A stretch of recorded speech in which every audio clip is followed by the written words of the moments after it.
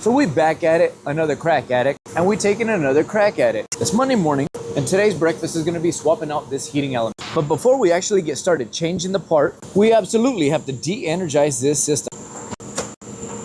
I already pulled one cover plate off this terminal. Now it's time to pull the cover plate off this top terminal.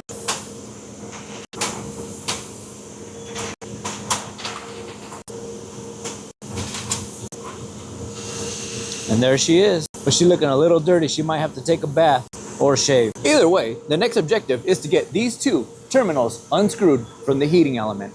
But before I do that, I'm gonna take this multimeter, set it to voltage, use my hands-free function, and probe each terminal to ground and check for voltage. All right, she's looking good. Now I'm gonna pull out the kit that has triggered countless people on the internet. But it's not my fault, guys. I just bought it like that. So I'm gonna use this medical device to clear out this screw so I can fit my Phillips screwdriver. Okay, now that I got both screws cleared out, I'm gonna be using the most convenient tool that I ever bought off Amazon. All right, so that's one down. And here goes that second one. So now that I got both terminals unfastened, I'm gonna need to remove the heating guard and these little miniature brackets that actually hold the heating element inside. Okay, so now that I got the cover guard removed, I wanna show you guys why this is the best buy on Amazon. This tool will literally reach every little hard to reach place that a traditional screwdriver cannot get to. And for 10 pesos, you can own one too. So now after breaking a few beads of sweat, I have successfully removed the heating element. And right here, I have the replacement heating element that will be going into play. But before I do that, there's only one point to this video that I want you guys to know. And that is how to determine a heating element is bad or good. So I had to bust out my gaiters and I will attach them to each end of this heating like so. And now we're gonna read the resistance between each terminal.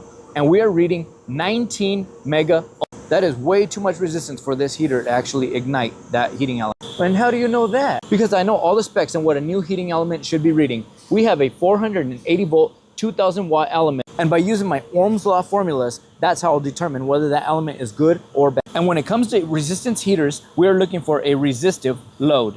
So we need to know how to calculate a resistive. So get on Google and look up this resistance formula. It will be voltage squared divided by watt. So since our heater is 480 volts, we got 480 times 480, which equals 230,400, and that will be divided by a 2000 watt heater. That will actually produce a ohm reading of 115.2. So now we got the new heating element, and there's our gaiters and the terminals that we need to attach to. And there we go. We got both gaiters. And look at our resistant value.